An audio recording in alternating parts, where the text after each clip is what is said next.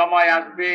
আল্লাহ ইন্নাল্লাহ লা ইউহিব্বুল মুতাদিন, আল্লাহ বাড়াবাড়িকারীকে পছন্দ করেন না। খুব শীঘ্রই ইনশাআল্লাহ সেই সময় আসবে, নেতানিয়াহু নমরুদ ফেরাউনের চাইতে ভয়াবহ করুণ পরিণতির সম্মুখীন হতে হবে। মুসলমানদের প্রতিনিধিত্ব করতেন ইসরায়েলের বাবারও শক্তি নাই, বারবার গাজার উপর হামলা করতে পারে। আমি চ্যালেঞ্জ ছুড়ে দিয়ে বলছি, মুসলিম নেতাদের যদি বিন্দু মাত্র আত্মমর্যাদা বোধ থাকে, আল্লাহর দরবারে দাঁড়াবার সেই ভয় যদি থাকে, আপনারা ওআইসির পক্ষ থেকে সকল মুসলিম রাষ্ট্র ঐক্যবদ্ধ হয়ে জিহাদ ঘোষণা করুন। এক সপ্তাহের ভিতরে ইসরায়েল খান ধ্বংস হয়ে যাবে। আজকে এই দালাল মুসলিম নেতৃবৃন্দের কারণেই আজকে গাজায় আমার মুসলমান শিশুরা, নারীরা যা কোন যুদ্ধের নীতিতে নাই, আন্তর্জাতিক সকল আইনকে লঙ্ঘন করে তারা নির্বিচারে শিশুকে হত্যা করছে, নারীকে হত্যা করছে, যুদ্ধাপরাধ করছে, তাকে ঠেকানোর কেউ নাই।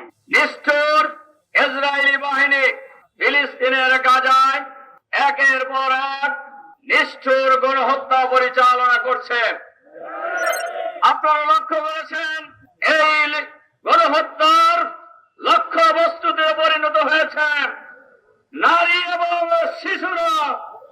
এই গণহত্যার লক্ষ্য বস্তুতে পরিণত হয়েছে ফিলিস্তিনের সাধারণ জনগণ। কিন্তু আমরা প্রতিবাদ জানাচ্ছি, আমরা বিক্ষোভ মিছিল করছি।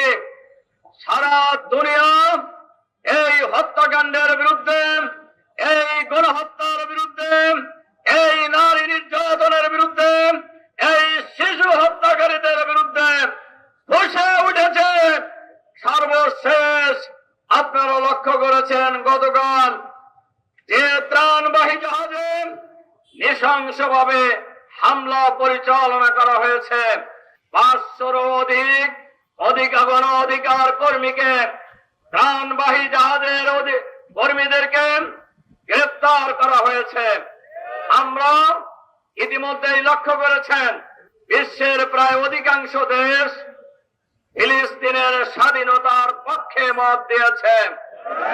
ফিলিস্তিন গাজাকে আলাদা রাষ্ট্র হিসাবে স্বীকৃতি দিয়েছে।